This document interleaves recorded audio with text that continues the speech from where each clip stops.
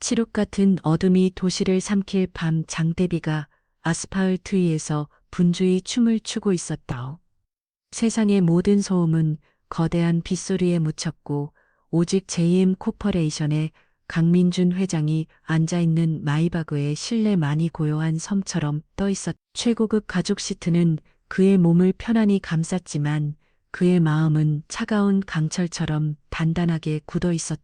방금 끝난 지루한 이사회는 또 하나의 성공적인 인수를 결정했고 그의 제국은 한 번 더 넓어졌다. 그러나 그의 얼굴에는 기쁨의 기색 대신 권태로운 피로감만이 서려 있었다. 강민준 대한민국 재계에 살아있는 신호 마온다.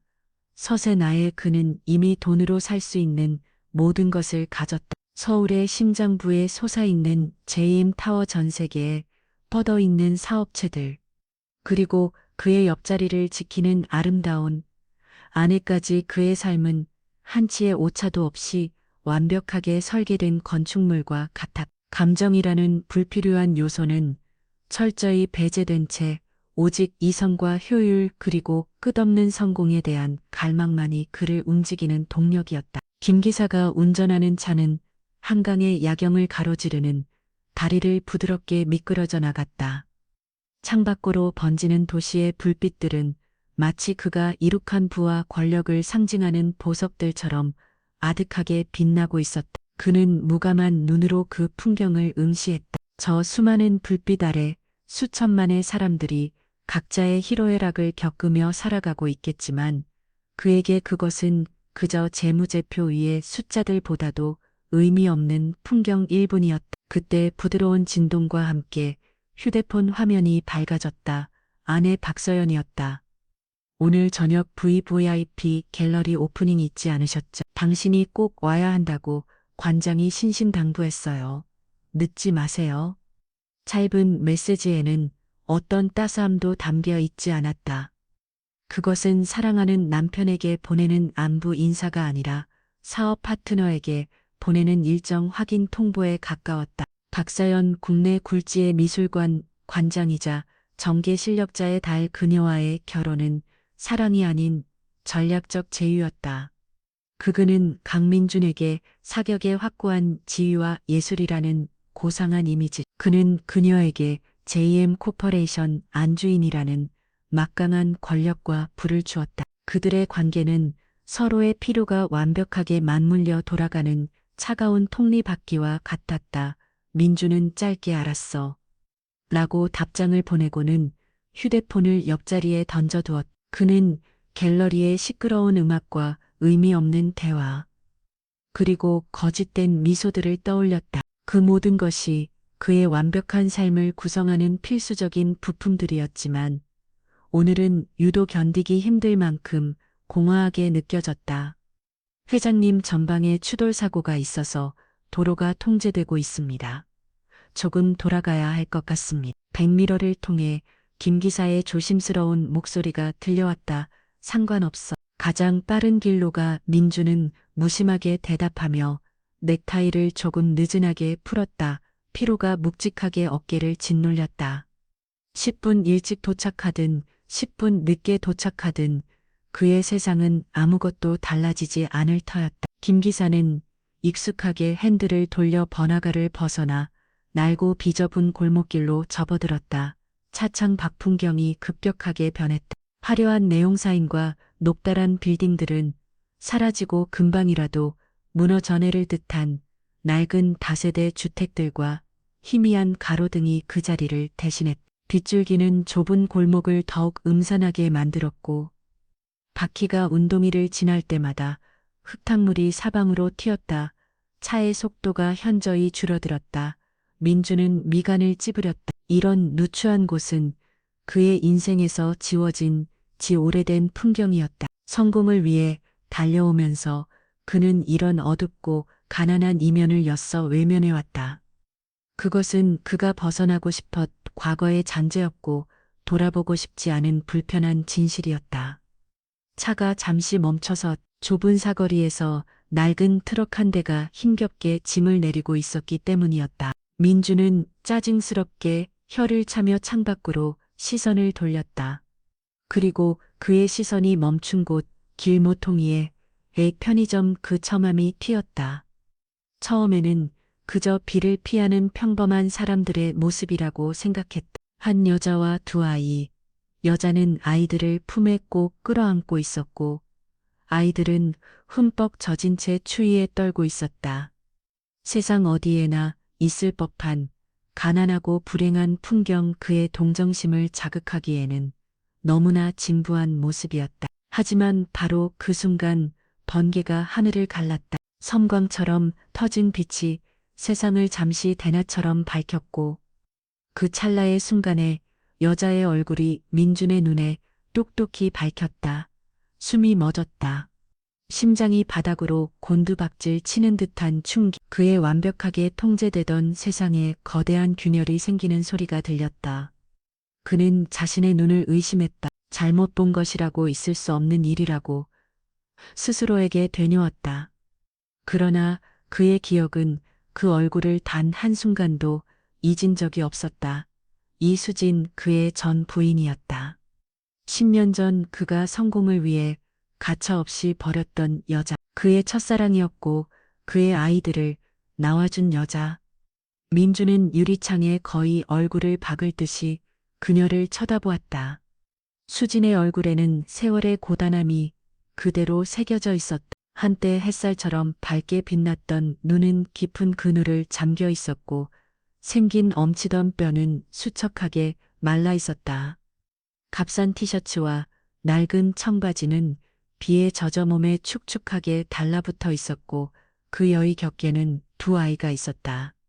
10살 남짓되어 보이는 남자아이와 그보다 두어 살 어려 보이는 여자아이와 남자아이는 엄마를 지키려는 듯 잔뜩 경계하는 눈빛으로 주변을 둘러보고 있었고 여자아이는 엄마의 옷자락을 꼭 붙잡은 채 불안한 듯 입술을 깨물고 있었다. 아이들의 얼굴 위로 민준 자신의 어린 시절 모습이 희미하게 겹쳐 보였다.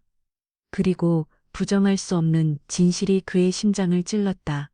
저 아이들은 자신의 아이들이었다. 아들, 우주와 딸, 별이 그가 마지막으로 아이들을 본 것은 법원의 조정실에서였다. 그때 아이들은 지금보다 훨씬 어렵고 무슨 일이 일어나는지도 모른 채 그저 울고 있었다. 그는 아이들에게 값비싼 장난감을 안겨주고 앞으로 부족함 없이 살게 해주겠다는 차가운 약속과 함께 돌아서었다. 그 후 10년 그는 매달 거액의 양육비를 보내는 것으로 아버지로서의 의무를 다했다고 생각했다. 단 한 번도 그들이 어떻게 사는지 어떻게 자라는지 궁금해하지 않았다. 그의 세상에서 그들은 이미 존재하지 않는 사람들이었다. 그런데 지금 그의 눈앞에 있는 것은 무엇인가? 최고급 백화점에서 가장 좋은 옷만 입고 최고의 교육을 받아야 할 그의 아이들이 비에 젖은 생쥐처럼 초라한 모습으로 편의점 처맘이 돼서 추위에 떨고 있었다. 양육비는 어디로 갔는가?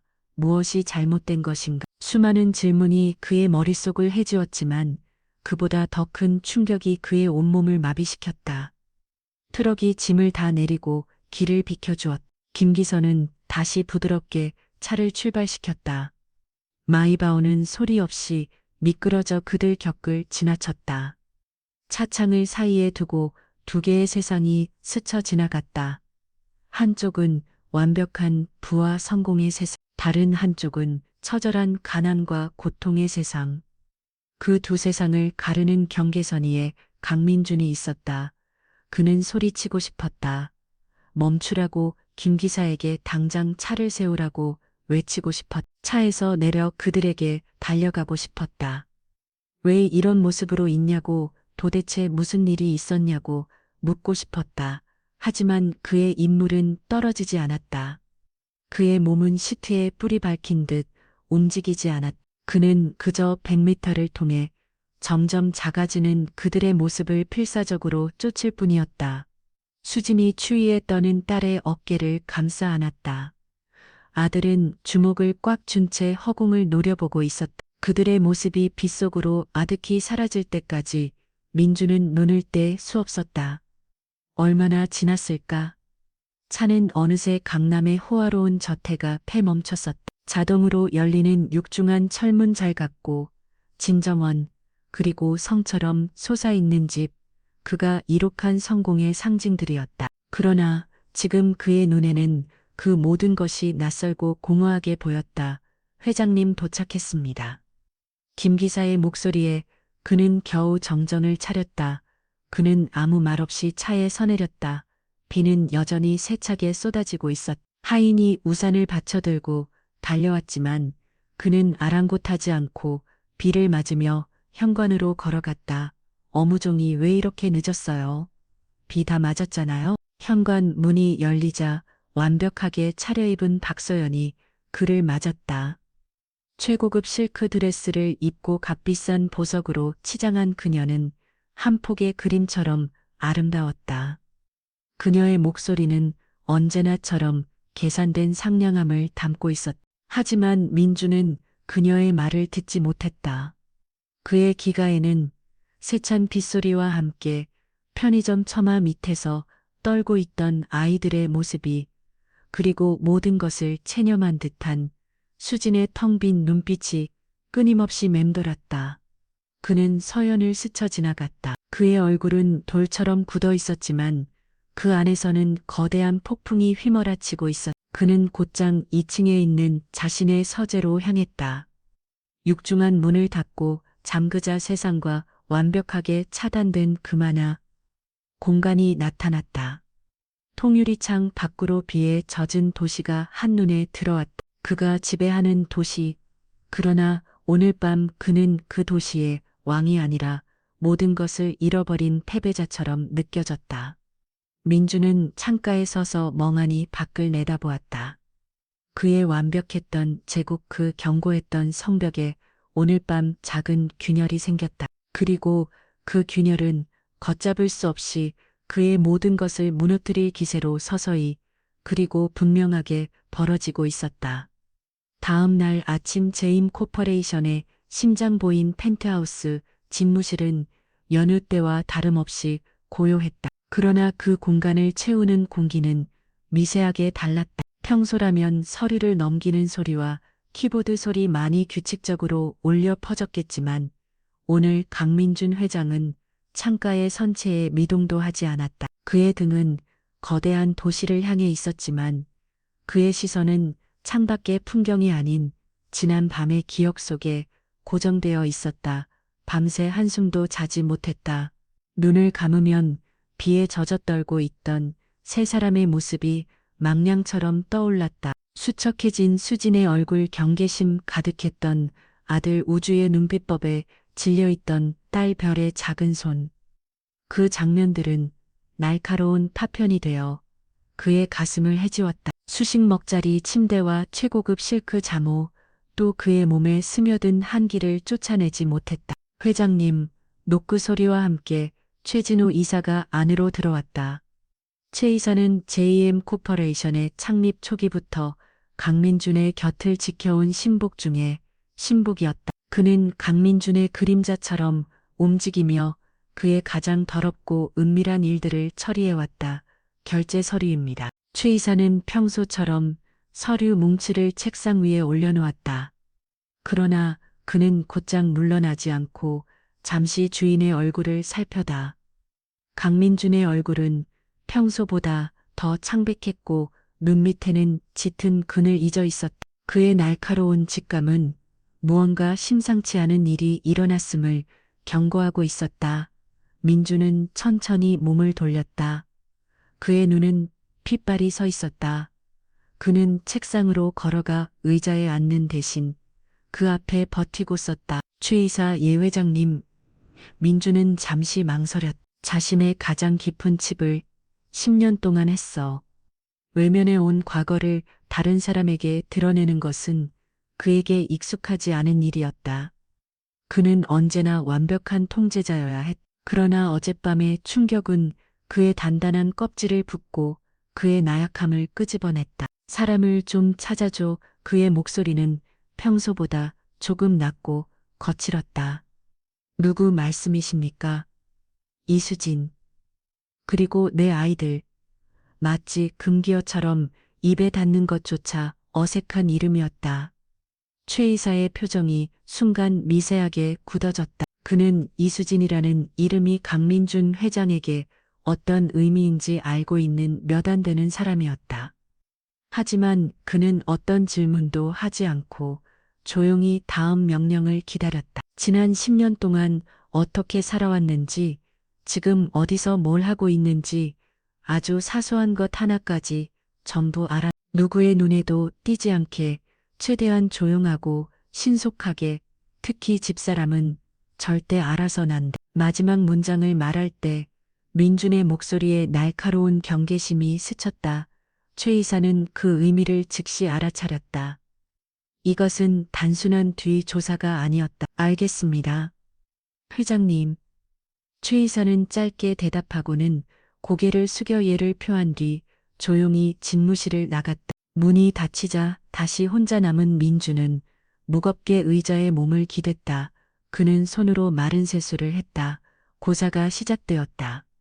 이제 그는 더 이상 과거를 외면할 수 없었다. 판도라의 상자는 열렸고 그 안에서 무엇이 튀어나오든 그는 마주해야만 했다. 조사 결과를 기다리는 시간은 지독하게 길었다.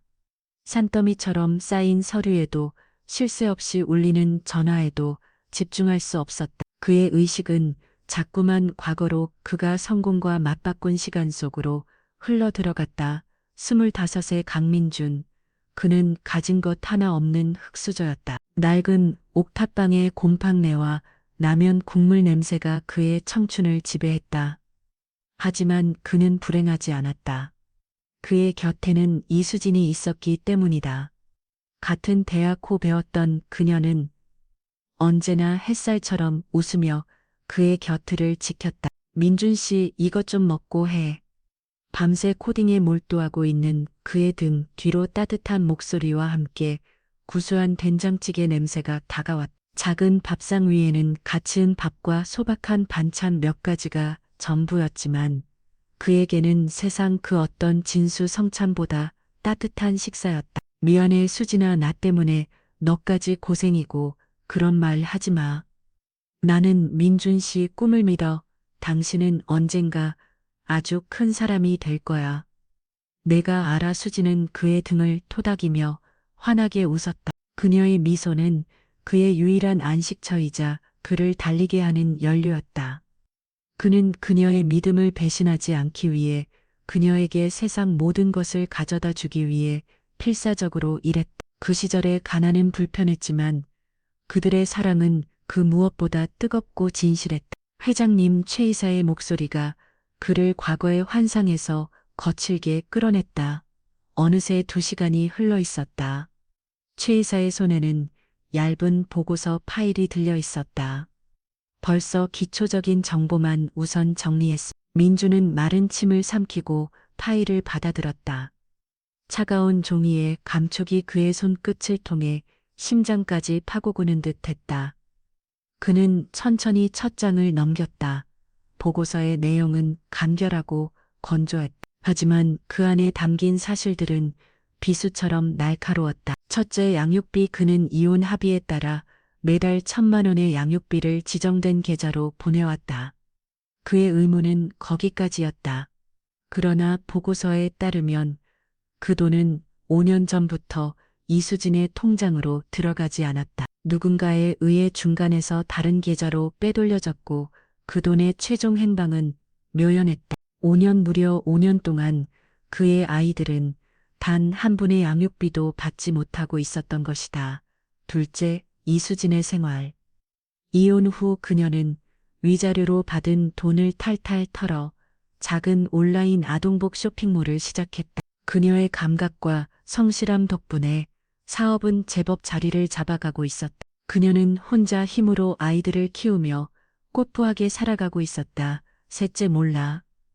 모든 것이 무너져 내린 것은 정확히 5년 전부터였다. 갑작스러운 세무조사, 쇼핑몰에 대한 악의적인 허위리, 뷰테로 주요 거래처의 일방적인 계약하기, 마치 약속이라도 한 듯 불행이 연쇄적으로 터져나왔다. 결국 그녀의 사업은 1년도 채 버티지 못하고 파산했다. 그 후로 그녀는 식당 서빙 청소, 전단지 배포 등 닥치는 대로 일하며 두 아이를 키워왔지만 삶은 나아지지 않고 계속해서 결함 끝으로 내몰렸다. 민주는 보고서를 진선을 부들부들 떨었다. 손등에 시퍼런 힘줄이 돋아냈다. 이것은 단순한 불운이 아니었다. 명백한 의도를 가진 치밀하게 계획된 공격이었다. 그의 머릿속에 한 사람의 얼굴이 떠올랐다. 박서연. 모든 불행이 시작된 5년 전은 그가 박서연과 재혼하고 제임 코퍼레이션의 경영권을 완벽하게 장악한 시기와 정확히 일치했다. 설마 아니야. 아무리 그녀라도 그는 애써 의심을 지우려 했지만 한번 피어오른 의심의 씨앗은 맹독처럼 그의 이염 마비시키기 시작했다. 분노와 함께 지독한 죄책감이 온몸을 덮쳤다. 그는 돈만 던져주면 모든 책임이 꺾인다고 생각했다. 그 돈이 제대로 가고 있는지, 그들이 어떻게 살고 있는지 단 한 번도 확인하지 않은 자신의 무관심이 결국 그들을 지옥으로 밀어넣은 공범이었다. 다시 기억의 파편이 그의 뇌리를 스쳤다. 사업이 궤도에 오르기 시작했을 때였다. 그는 일에 미쳐 있었다. 더 큰 성공, 더 많은 돈에 대한 갈망이 그의 모든 것을 집어삼키고 있었다. 그는 집에 들어가는 날보다 회사에서 밤을 새우는 날이 더 많아졌다.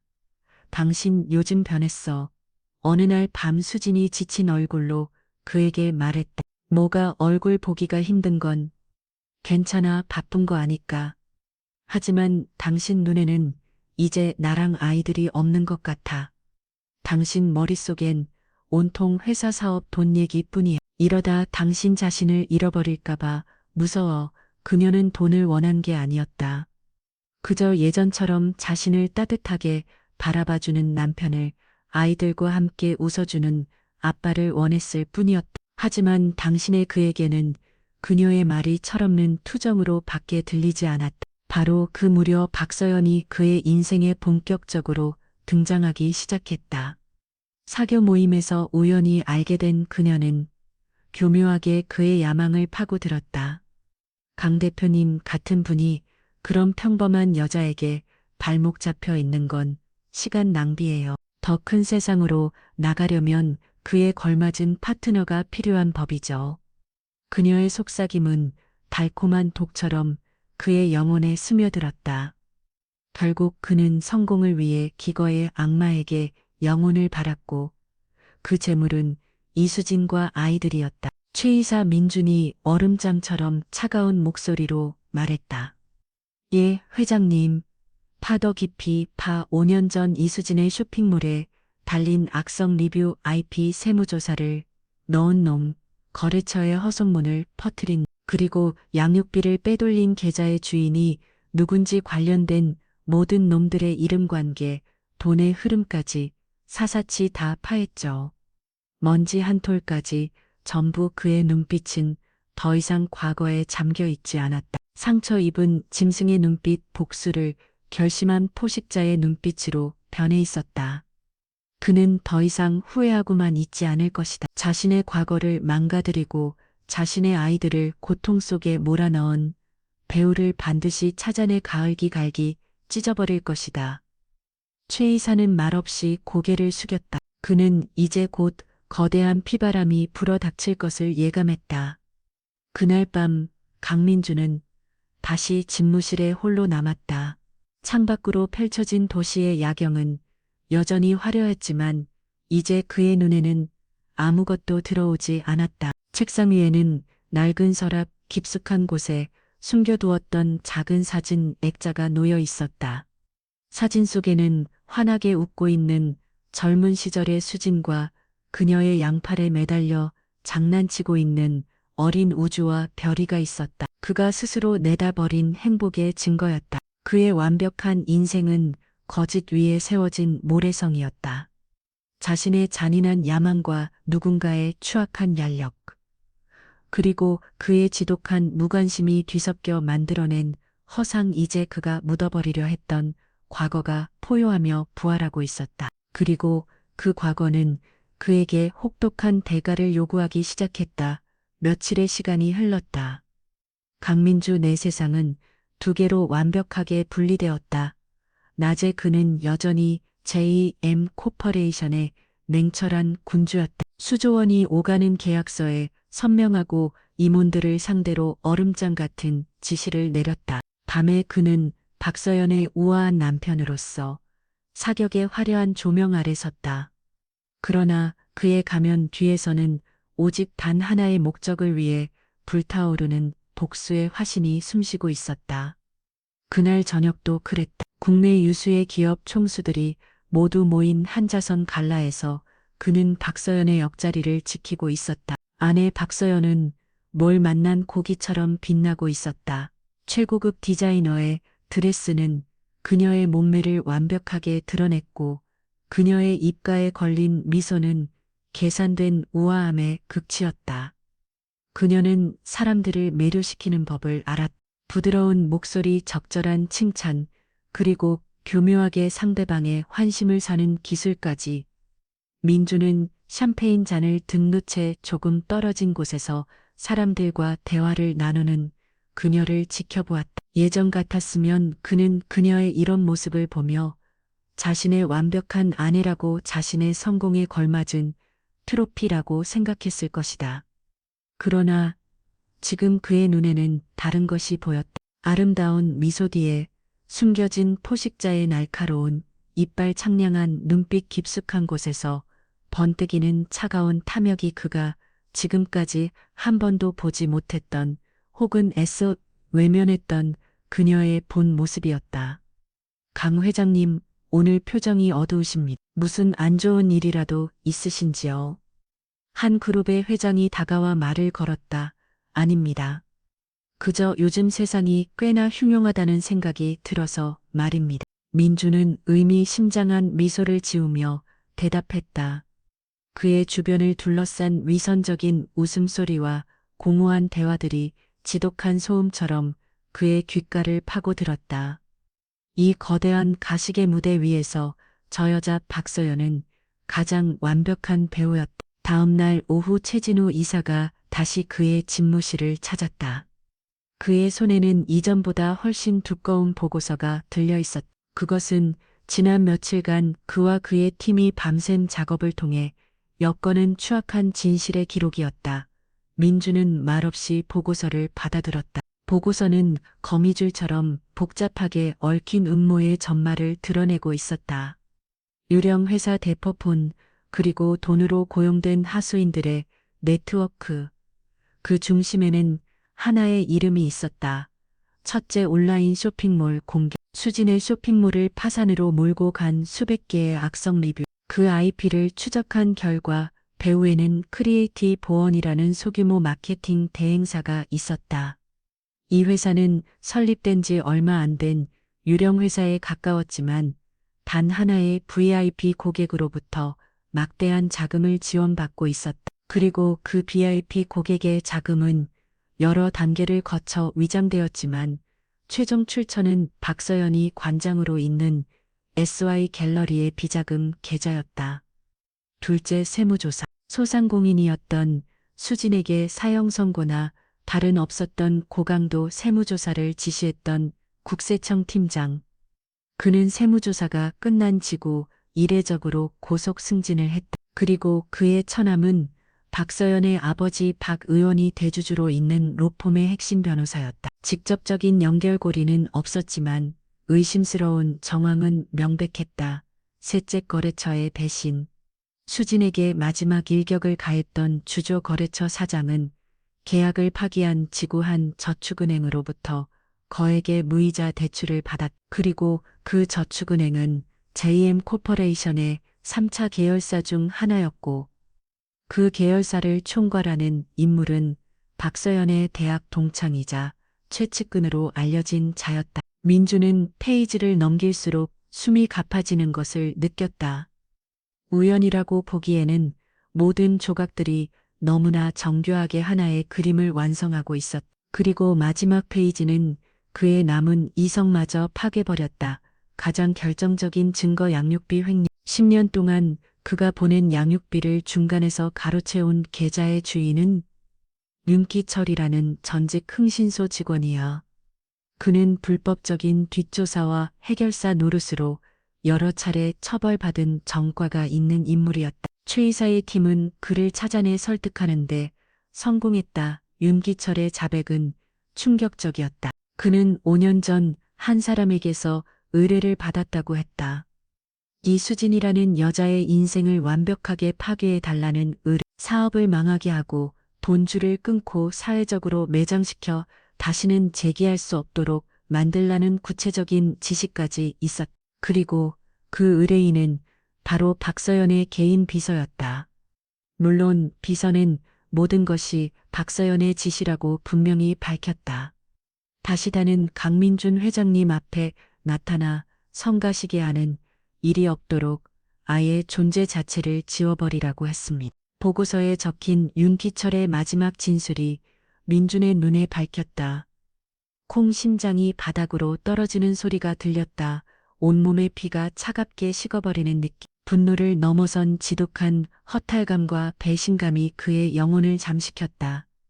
이제 모든 것이 명확해졌다. 이것은 단순히 그에게서 수진을 떼어놓기 위한 계략이 아니었다. 한 인간의 삶을 송돌이 재짓밟고 그의 아이들을 비참한 가난 속으로 밀어넣은 계획적이고 잔인한 파괴 행위였다.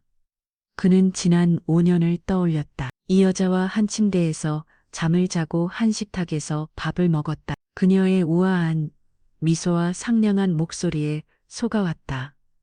그는 세상 모든 것을 가졌다고 생각했지만 사실은 가장 가까운 곳에 있는 독사를 알아보지 못한 어리석은 장님에 불과했다. 그날 저녁 그는 저택의 거대한 다이닝룸에서 박서연과 마주 앉았다. 길고 화려한 테이블의 양 끝에 앉은 두 사람 사이에는 차가운 침묵이 흘렸다.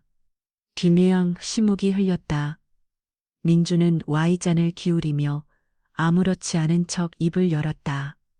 오늘 오후에 우연히 옛날 사람을 만났어. 내가 처음 사업 시작할 때 신세졌던 사람인데 어머 그러셨어요. 반가웠겠네요. 서연은 완벽하게 손질된 스테이크를 루아하게 썰며 대답했다. 그 사람이 수진 씨 소식을 얼핏 전해주다군. 아주 힘들게 산다. 민준이 그녀의 눈을 똑바로 보며 말했다. 이수진이라는 이름이 나오자 서연의 손에 들린 나이프가 순간 멈췄차. 아주 찰나의 순간이었지만 민주는 놓치지 않았다. 안타까운 일이네. 서연은 곧 평정을 되찾고 슬픈 표정을 지어 보였다. 역시 여자는 혼자 힘으로 살아가기 힘든 세상인가 봐요. 특히 아이들까지 있으면 더 하겠. 진작에 좋은 사람 만나서 재혼이라도 했으면 좋았을 텐데 그녀의 목소리에는 한치의 흔들림도 없었다. 오히려 안타깝다는 듯한 연기력은 소름이 돋을 정도였다. 민주는 속으로 비웃었다. 이제 그는 저 완벽한 가면 뒤에 숨겨진 괴물의 얼굴을 똑똑히 보고 있었다. 다시 과거의 기억이 그를 덮쳤다. 수진과 이혼하기 직전 끊임없이 그의 귀에 속삭이던 서연의 목소리. 그녀는 유력 인사 부부들의 사진이 실린 잡지를 우연히 그의 책상 위에 올려놓았다. 역시 성공한 남자 곁에는 그에 걸맞은 현명한 아내가 있어야 한다는 말을 넌지시 던지면서 그녀는 다른 사람에게서 들었다며 수진 씨가 많이 힘들어한다. 당신의 성공을 버거워하는 것 같다는 거짓된 소문을 흘렸. 그의 죄책감을 자극하고 수진으로부터 그를 심리적으로 멀어지게 만들기 위한 교묘한 이간질이었다. 그는 이제야 깨달았다. 그녀의 모든 말, 모든 행동 하나하나가 자신을 손에 넣기 위한 치밀하는 계산 아래 이루어졌다는 것을. 그는 그저 성공의 눈이 먼 야심가가 아니었다. 안에 잔인한 계략에 노란한 멍청한 꼭두각시였다. 식사가 끝나고 민주는 방음시설이 완벽한 자신의 서재로 돌아왔다. 그는 최 이사에게 전화를 걸어보고서의 모든 내용을 대형 스크린에 띄우라고 지시했다. 스크린 위로 수많은 이름과 회사, 그리고 자금의 흐름이 거미줄처럼 펼쳐졌다. 그 거대한 거미줄의 중심에는 박서현이라는 이름이 붉은색으로 선명하게 빛나고 있었다. 그녀가 지난 5년간 저지진 악행의 규모는 그의 상상을 초월했다. 후회라는 감정은 이제 수동적인 슬픔이 아니었다. 그것은 차갑고 단단한 무기로 변모하고 있었다. 그는 이제 단순히 과거의 가족을 구하는 것을 넘어 자신의 이름을 덜어 피고군을 기만한 저 여자를 심판해야만 했다. 강민준의 전쟁은 이제 막 시작대로 하고 있었다. 진실은 칼날이 되어 강민준의 심장을 난도지했다. 분노, 배신감, 그리고 그 모든 것을 압도하는 지독한 죄책감, 감정의 폭풍이 그의 내면을 황폐하게 만들었다.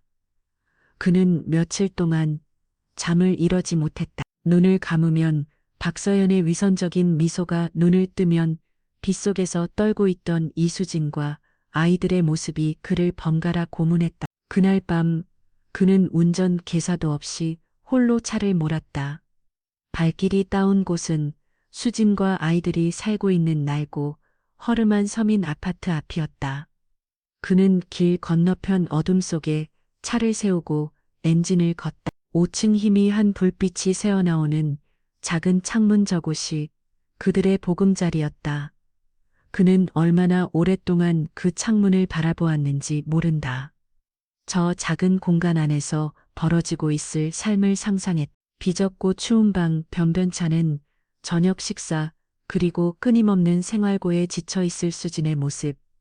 자신이 보낸 양육비가 제대로 전달되기만 했더라면 그들이 저런 비참한 곳에서 살지는 않았을 것이다. 자신이 단 한 번만이라도 그들의 삶에 관심을 가졌더라면 모든 것이 달라졌을 것이다. 가슴을 쥐어짜는 듯한 통증이 밀려왔다.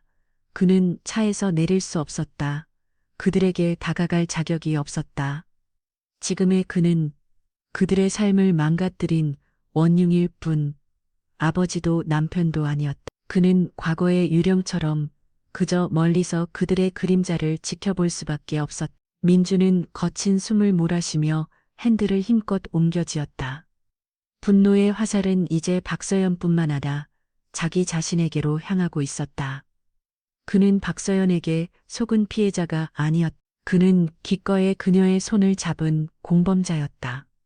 그의 야망, 그의 탐욕, 그의 허영심, 그것들이 그의 눈을 멀게 하고 귀를 막아 수진의 진심 어린 경고를 무시하게 만들었고 서연의 교묘한 속삭임에 기꺼이 넘어가게 만들었다. 그는 수진을 자신의 위대한 성공의 방해가 되는 낡은 구두처럼 내버렸다. 그녀의 사랑과 헌신을 짓밟고 텅 비고 차가운 왕관을 선택했다. 그리고 이제야 깨닫고 있었다. 자신이 스스로의 손으로 자신의 행복을 파괴했다는 끔찍한 진실을. 도시의 불빛 사이를 목적 없이 떠돌던 그는 동이 틀 무렵에야 저택으로 돌아왔다. 지옥 같은 밤이 지나고 그는 다시 강민준 회장의 가면을 써야 했다. 아침 식사 자리, 박서연은 평소와 다름없이 우아하고 활기차했다.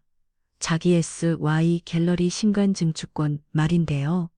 다음 주 이사회에서 안건으로 올려야 할 것 같아요. 세계적인 건축가인 장피에로와 계약하려면 서둘러야 하거든요. 그녀는 문화와 예술이라는 고상한 단어들을 입에 올리며 자신의 욕망을 포장했다. 예전 같았으면 그는 기꺼이 수백억을 내주었을 것이. 아내의 품격을 높이는 것은 곧 자신의 가치를 높이는 일이었으니까. 그러나 지금 그녀의 목소리는 탐욕스러운 괴물의 아기처럼 들렸다. 알아서 해. 필요한 서류는 최이사 통해서 올려. 민주는 무심하게 대답하며 커피 잔을 들었다. 그의 마음속에서는 경멸의 폭풍이 휘몰아치고 있었지만 겉으로는 조금 피곤한 남편의 모습을 연기했다. 이것은 그의 새로운 전략이었다. 그녀를 안심시켜야 했다. 그녀가 아무것도 눈치채지 못하게 평소처럼 안락하고 모mon한 세상 속에서 안주하게 만들어야 했다. 그의 덫이 완성될 때까지. 그날 오후 코퍼레이션의 비밀 회의실에는 강민준과 최진우 의사 그리고 그룹 내 최고의 변호사들로 구성된 법무 뒷머릿 거대한 스크린에는 박서연을 중심으로 얽힌 관계도와 작은 흐름도가 복잡하게 펼쳐져 있었다. 이제 반격의 시간이었다. 계획은 두 갈래로 진행한다. 민준의 목소리는 강철처럼 차갑고 단단해. 첫째, 재정적 고립. 지금부터 박서연과 그녀의 집안이 영향력을 행사하고 있는 모든 계열사의 자산을 재배치한다. 4명의 모든 주식과 자산을 새로운 비밀 지주 회사로 이전시켜 그녀가 눈치채지 못하게 아주 조용하고 은밀하게 그녀의 돈줄을 말려버릴 거야. 그녀가 자신의 발밑이 무너지고 있다는 것을 깨달았을 때는 이미 모든 것이 끝난 후여야 해. 수십조 원이 오가는 거대한 제국의 자산을 비밀리에 움직이는 것은 엄청난 위험이 따르는 일이었다. 그러나 회의실에 모인 이들은 강민준의 절대적인 충신들이었다. 그들은 어떤 질문도 없이 묵묵히 그의 지시를 받아 적었다. 둘째, 완벽한 증거 확보. 윤기철의 자백만으로는 부족해. 법정에서 절대 빠져나갈 수 없는 반박 불가능한 증거가 필요하다. 돈이 오간 은행 기록, 마케팅 회사 직원들의 내부 증언 세무조사를 담당했던 놈의 양심선언까지 무엇이든 상관없어. 수단과 방법을 가리지 말고 그녀를 감옥에 보낼 증거를 만들어 와. 그의 눈은 얼음처럼 차갑게 빛나고 있었다. 자비라는 없었다. 그는 박서연이 사올린 모든 것을 빼앗고 그녀를 사회적으로나 법적으로나 완벽하게 매장시킬 작정이었다. 회의가 끝나고 모두가 떠난 뒤 최 이사가 조심스럽게 새로운 보고서를 내밀었다. 회장님, 이것은 사모님과 자제분들에 대한 근황 보고입니다. 그것은 강민준이 별도로 지시한 것이었다. 차갑고 계산적인 복수를 계획하는 와중에도 그의 마음 한구석에는 언제나 그들이 있었다. 보고서는 지극히 평범했다. 오후 3시 이수진 씨도 자녀와 함께 동네 작은 공원에 감 딸 이별 양띠다. 넘어져 무릎에 상처. 이수진 씨의 상처 소독구 딸을 안아줌. 아들 이우두 죽은 동생과 어머니 곁을 지키며 주변을 경계함. 민주는 보고서에 첨부된 몇 장의 사진을 보았다. 멀리서 몰래 찍은 초점이 흐릿한 사진이었다. 벤치에 앉아 딸의 무릎에 약을 발라주는 수진의 모습, 엄마 품에 안겨 눈물을 그치는 결의의 모습, 그리고 그 옆에서 굳은 표정으로 서 있는 우주의 모습, 그 평범하고 소박한 모성의 풍경이 그의 분노로 가득 찬 이 심장을 찔렀다. 그는 저 자리에 있었어야 했다. 넘어진 딸을 일으켜주고 아들의 어깨를 다 독여주었어야 했다. 그가 놓쳐버린 돈으로는 절대 살 수 없는 소중한 순간들이었다. 이것은 단순히 박서연에 대한 복수가 아니었다. 이루어버린 것을 되찾기 위한 어쩌면 영원히 용서받지 못할 죄를 속죄하기 위한 체절한 몸부림이었다. 그 주말 강민준과 박서연은 예술의 전당 오페라, 극장 VVEP석에 나란히 앉아 있었다. 대한민국 상위 1%만이 들어올 수 있는 그들만의 세상. 그들은 여전히 완벽한 권력자의 부부처럼 보였다. 무대 위에서 비극적인 여주인공이 죽음을 앞두고 부르는 마지막 아리아가 울려 퍼졌다. 서연은 무대에 완전히 몰입한 듯 혹은 그런 척하며 감동 어린 표정을 짓고 있었다. 민주는 어두운 조명 아래 드러난 그녀의 연못을 싸늘하게 응시했다. 그는 이제 그녀에게 아무것도 느끼지 않았다. 사랑도 증오도 아닌 그저 차가운 경멸만이 남아있을 뿐이었다. 그는 지금 자신의 옆에 앉아있는 이 아름답고 교활한 독사를 위해 거대하고 잔혹한 비극의 무대를 준비하고 있었다. 그의 계획은 이미 첫 단계를 넘어 차질 없이 진행되고 있었다. 그의 내면을 휘몰아치던 폭풍은 멎었다. 그 자리에는 먹이감을 향해 조용히 다가가는 사냥꾼의 섬뜩한 집중력만이 남아있었다. 무대 위에 오페라는 곳 막을 내리겠지만 그가 연출하는 진짜 비극은 이제 막 시작되고 있었다. 시간이 흐를수록 박서연은 불길한 예감에 사로잡혔다. 강민준의 변화는 미묘했지만 분명했다. 그는 여전히 그녀의 남편이었고 코퍼레이션의 회장이었지만 그의 영혼은 다른 곳에 가 있는 듯했다. 그의 눈은 텅 비어 있었고 형식적인 대화 외에는 어떤 감정적인 교류도 없었다.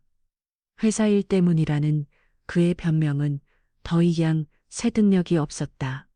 무엇보다 그녀의 예리한 감각을 자극한 것은 돈의 흐름이었다. 그녀의 갤러리 신관 증축 프로젝트는 사소하지만 신경 쓰이는 문제들에 계속해서 발목이 잡혔다.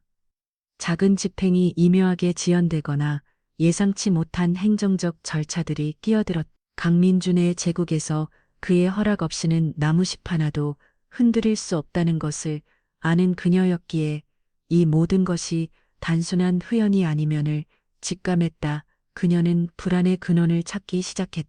그리고 그녀의 의심은 결국 한 곳으로 향했다. 10년 전에 사라졌다고 믿었던 망룡이 수진. 혹시 강긴준이 그 여자와 재회한 것은 아닐까? 잊혀진 감정의 불씨가 돼 살아나고 있는 것은 아닐.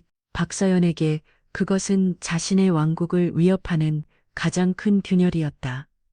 그녀는 이 문제를 더 이상 방치해서는 안 된다고 결론 내렸다. 이번에는 어설프게 흔드는 것만으로는 부족했다. 뿌리째 완벽하게 뽑아버려야 했다. 서연은 다시 한번 자신의 더러운 손, 윤기철을 부렸다. 개인 비서를 통해 내린 지시는 이전보다 훨씬 더 직접적이고 잔인했다. 그 여자가 가진 가장 소중한 것을 빼앗아 다시는 일어설 수 없을 만큼 희망이라는 단어조차 떠올릴 수 없게 만들어. 윤기철은 유능했다. 그는 며칠 만에 이수진의 가장 치명적인 약점을 알아냈다. 딸 이별 아이는 선천성 심장병을 앓고 있었다.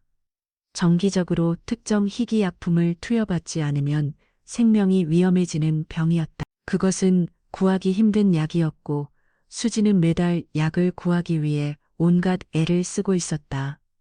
박서연의 입가에 뱀처럼 차가운 미소가 번졌다. 계획은 간단했다. 그 약의 공급을 끊는 것. 그녀는 자신의 아버지인 박의은의 비서실을 통해 제약회사와 유통업체에 압력을 넣었다. 공식적으로는 재고 부족과 수입 절차 지연이었지만 실상은 이수진이라는 특정인을 향한 보이지 않는 봉쇄망이었다. 그것은 조용하고 은밀한 살인 계획이었다. 재앙은 예고 없이 찾아왔다. 수지는 저리를 위한 약을 구할 날짜가 되자 평소처럼 동네 약국을 찾았다. 그러나 약사는 고개를 저었다. 어쩌죠? 이 선생님 갑자기 약품 공급이 중단됐네요. 본사에도 재고가 없다고 하고 저도 이런 경우는 처음이라 수진의 심장이 쿵 내려앉았다. 그녀는 다른 약국으로 또 다른 약국으로 미친 듯이 뛰어다녔다. 그러나 대답은 모두 같았다. 약은 없었다. 대학병원에 연락했지만 병원 역시 비상 재고가 모두 소진되었다는 절망적인 답변뿐이었다. 누군가 서울 시내에 있는 모든 약을 하룻밤 사이에 진공청소기처럼 빨아들인 것만 같다. 시간이 흐를수록 수진의 얼굴은 하얗게 질려갔다. 별이에게는 약이 생명줄이었다. 단 하루만 투여를 걸러도 아이의 상태는 급격하게 나빠질 수 있었다. 그녀는 지푸라기라도 잡는 심정으로 아는 모든 사람에게 연락을 돌렸지만 희귀병을 앓는 가난한 모니어를 도와줄 사람은 아무도 없었다. 결국 우려했던 일이 벌어졌다. 그날 밤 별이의 호흡이 가파지기 시작했다. 아이의 작은 입술은 파랗게 변해갔고 식은땀이 온몸을 적셨다. 아이는 가슴을 부여잡으며 고통스러워했다. 엄마, 아파 숨을 쉴 수가 없어. 별아 정신 차려. 별아 수진의 절규와 함께 별이는 결국 의식을 잃고 축 늘어졌다. 바로 그 시각 강민주는 제2의 코퍼레이션의 최고위급 임원회의를 주재하고 있었다. 그의 비밀 지주회사로 핵심 자산을 이전하는 마지막 단계에 대한 논의가 한창이었다. 모든 것이 그의 계획대로 순조롭게 진행되고 그때 그의 주머니 안에서 오직 최진우 이사만이 번호를 아는 개인 휴대폰이 맹렬하게 진동했다. 민주는 임원들에게 양해를 구하고 회의실을 나섰다. 무슨 일이야? 회장님, 큰일 났습니다. 수화기 너머로 들려오는 최 이사의 목소리는 다급함을 넘어 거의 비명에 가까웠다. 따님 이별양이 쓰러져서 지금 서울대병원 응급실로 실려갔습니다. 상태가 아주 위중하다고 합니다. 그리고 이것이 박서연 사모님께서 업금인 지시라는 정황을 포착했습니다. 최 이사의 보고는 번개처럼 민준의 뇌리에 밝혔다. 이수진 가족을 보호하기 위해 붙여두었던 감시팀이 아이가 쓰러지는 것을 목격하고 보고하는 동시에 박서연을 감시하던 팀, 그녀의 비서와 윤기철 사이에 아무 같은 통화 내용을 감청해낸 것이다. 생명줄을 끊어라 병원과 같은 단어들, 모든 조각이 끔찍한 속도로 맞춰졌다. 순간 민준의 세상이 멈췄다. 머릿속이 새하얗게 비워졌다. 그가 지난 몇 주간 공들여 쌓아 어울린 차가운 복수계의 치밀한 전략, 그 모든 것이 한순간에 먼지처럼 사라졌다. 오직 그의 딸이 죽어가고 있다는 끔찍한 현실만이 그의 온몸을 강타했다. 그의 이성을 지배하던 냉철함은 온데간데 없었다.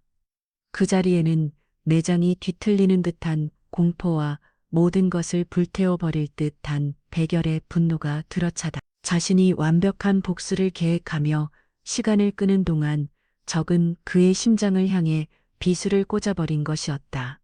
그의 망설임이, 그의 오만이 그의 딸을 죽음의 문턱으로 몰고 간 것이었다. 알았어.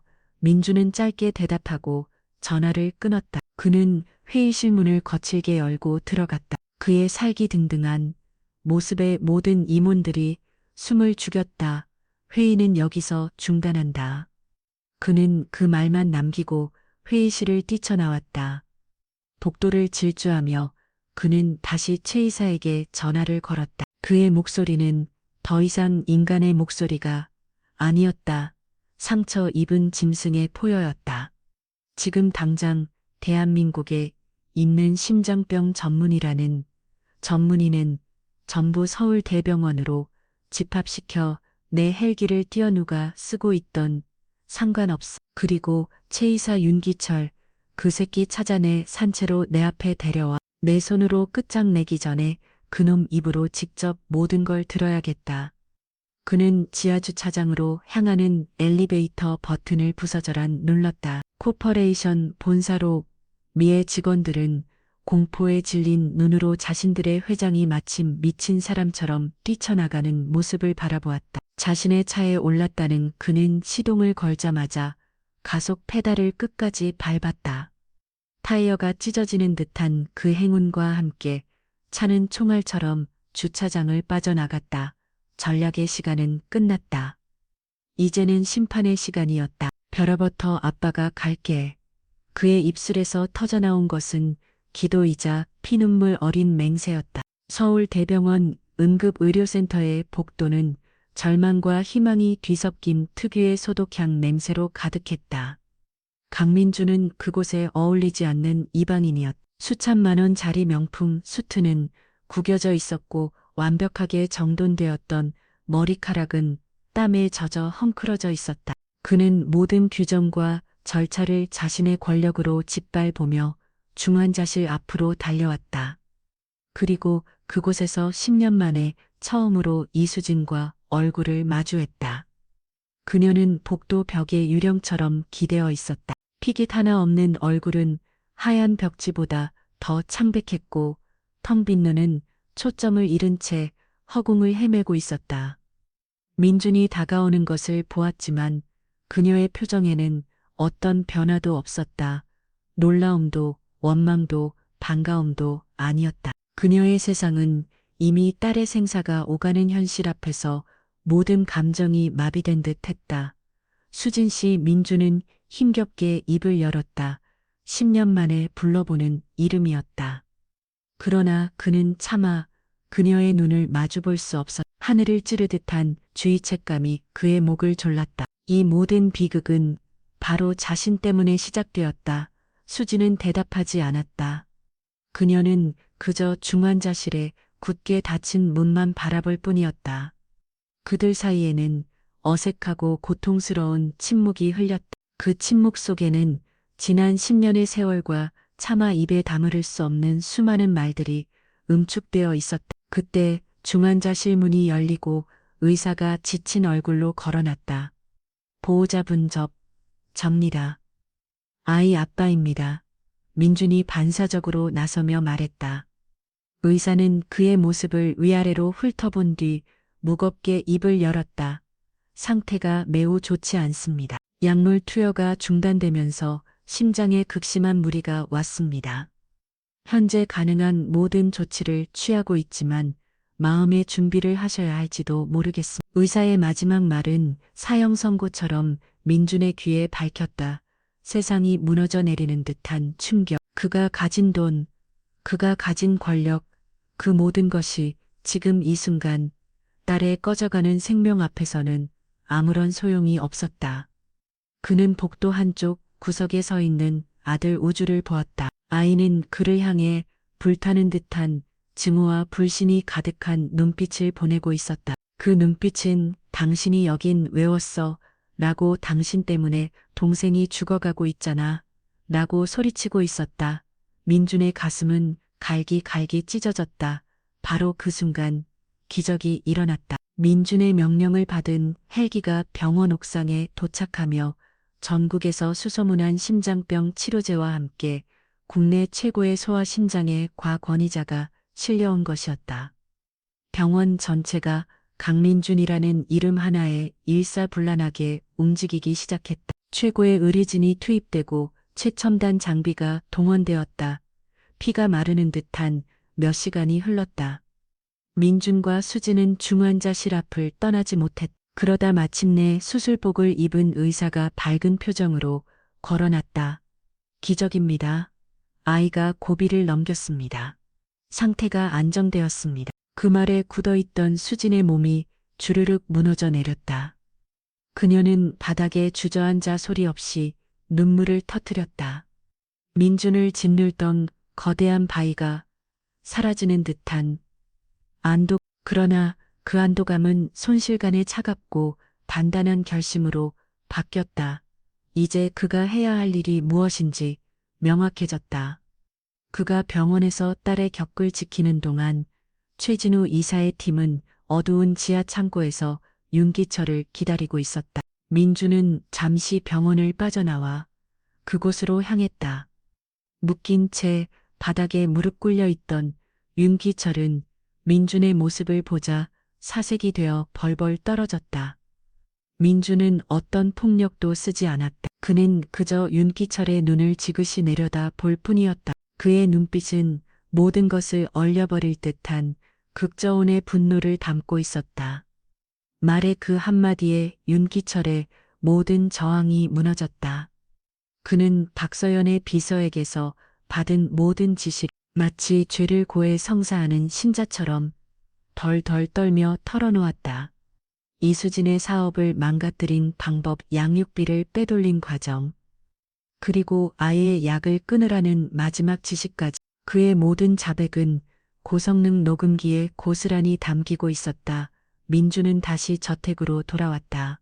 성처럼 느껴져던 그 집은 이제 그에게 가장 혐오스러운 공간이었다. 그는 자신의 법무팀과 가장 신뢰하는 언론사 기자 몇 명에게 연락했다.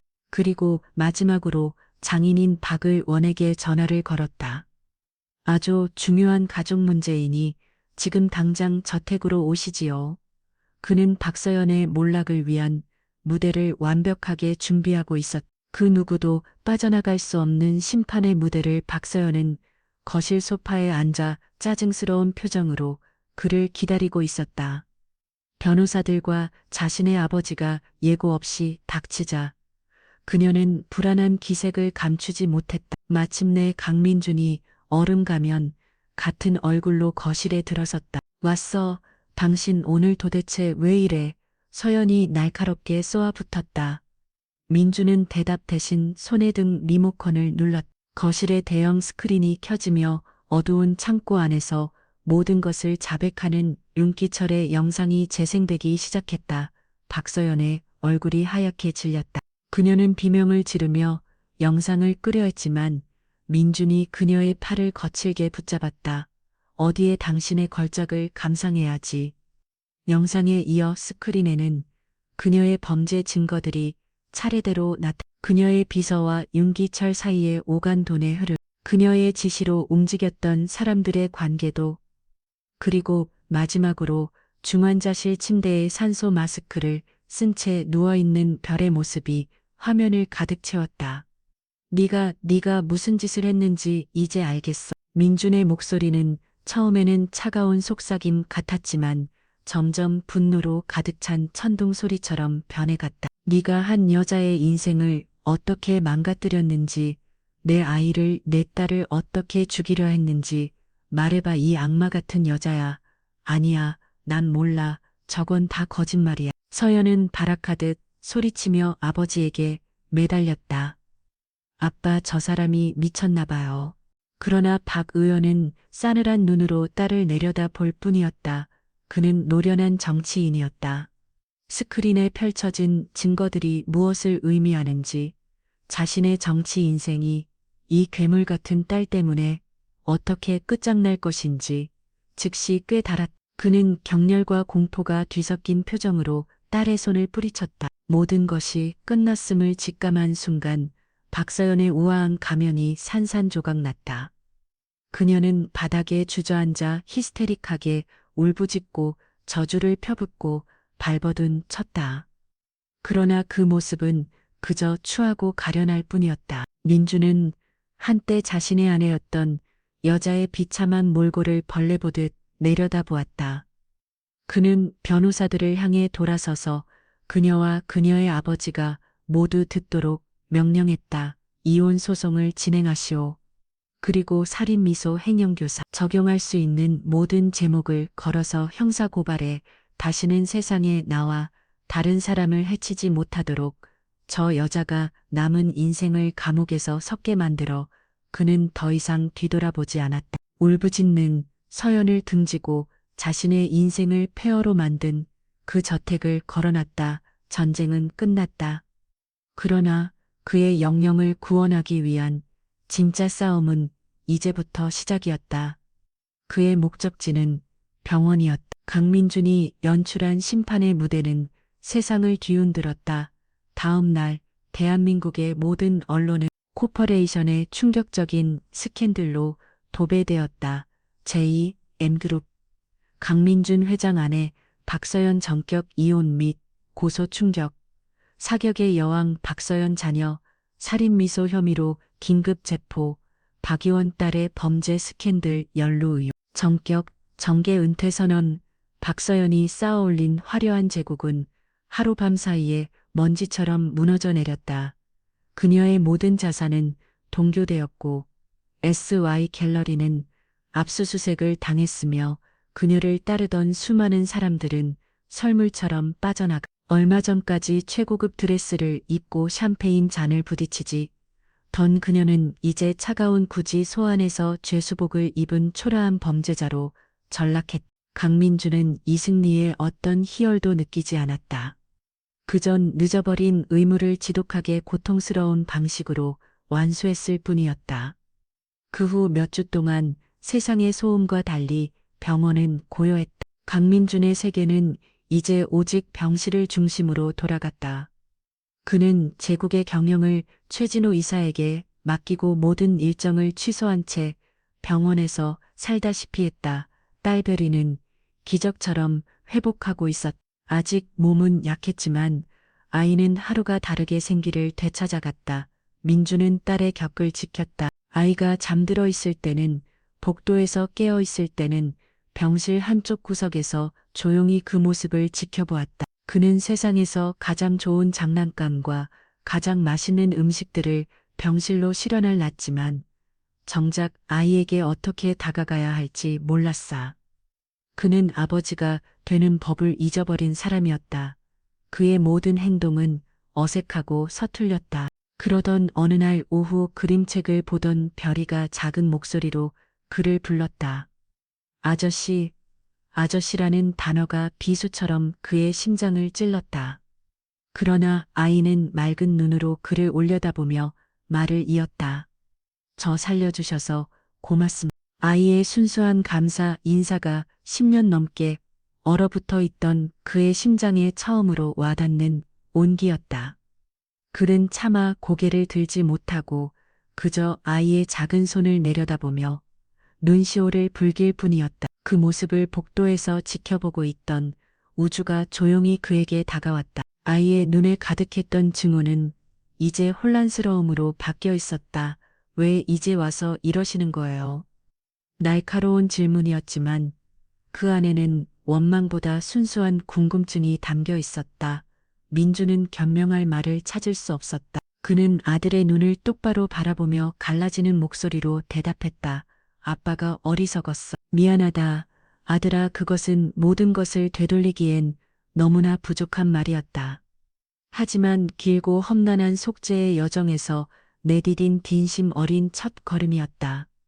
민주는 마침내 수진과 제대로 마주할 용기를 냈다. 그는 병원 옥상 정원에서 홀로 바람을 쐬고 있는 그녀에게 다가갔다. 그는 어떤 변명도 책임 전가도 하지 않았다. 그는 오롯이 자신의 죄를 인정했다. 내 잘못이야.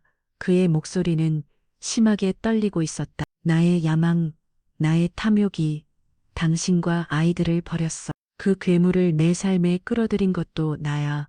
용서받지 못할 거라는 거 알아. 하지만 내 남은 평생을 다 바쳐서 속죄하고 싶어. 수지는 말없이 그의 고백을 들었다.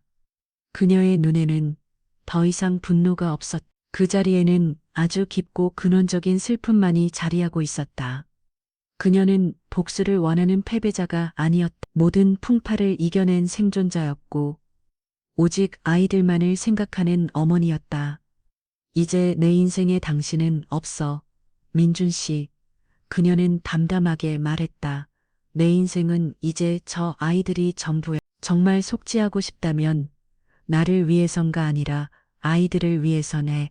아이들이 한 번도 가져보지 못했던 그런 아버지가 되어줘. 그녀의 말은 용서가 아니었다. 하지만 거절도 아니었다. 그것은 그가 앞으로 짊어지고 가야 할 무겁고도 신성한 책임감이었다. 몇 달의 시간이 흘렀다. 세상에 떠들썩했던 스캔들은 점차 잊혀갔다. 민주는 아이들의 이름으로 거대한 공익재단을 설립하여 아픈 아이들과 어려운 환경의 가족들을 돕기 시작했다. 그는 수진과 아이들을 위해 안전하고 안락한 집을 마련해 주었지만 그들과 함께 살지는 않았다. 그는 그저 가끔씩 찾아가 어색하게 아이들의 안부를 묻고 필요한 것들을 챙겨주는 것으로 자신의 역할을 제안했다. 그러던 어느 날 저녁이었다. 아이들의 집에 잠시 들렸다 돌아오는 길. 그의 차는 자석에 이끌림 듯 익숙한 동네로 향하고 있었다. 그가 운명처럼 그들을 다시 만났던 날고 허름한 동네. 그 편의점 앞 그날처럼 하늘에서 차가운 비가 내리기 시작했다. 민주는 차에서 내렸다. 그는 희미하게 깜빡이는 편의점 간판 불빛 아래 섰다. 그날 밤 비에 젖어 서로의 체온에 의지한 채 떨고 있던 세 사람의 모습이 그의 눈앞에 생생하게 되달아났다. 절망에 가득 찼던 수진의 얼굴, 세상을 향해 저기를 드러냈던 우주의 눈빛겹에 질려있던 별의 작은 몸. 그는 폐부를 찌르는 듯한 고통에 몸을 떨었다. 자신이 일으키던 모든 성공 손에 쥐었던 막대한 부와 권력, 그 모든 것이 한순간에 입안의 재처럼 무의미해졌다. 세상을 얻기 위해 발버둥치는 동안 그는 자신의 우주 전부를 잃어버렸던 것이다. 결국 그는 무너져 내렸다. 차갑고 축축한 벽에 등을 기댄 채 어린 시절 이후 처음으로 소리내어 울었다. 조용한 눈물이 아니었다. 내장이 끊어지고 영혼이 찢어지는 듯한 한 남자의 처절한 통곡이었다. 그의 울음소리는 텅빛 속 골목길에 공허하게 울려 퍼졌다. 한때 세상을 호령했던 위대한 듀오는 이제 아무것도 남지 않은 빈 껍데기가 되어 자신이 스스로 파괴버린 과거를 향해 영원히 되돌릴 수 없는 시간을 향해 후회의 눈물을 쏟아내고 있었다.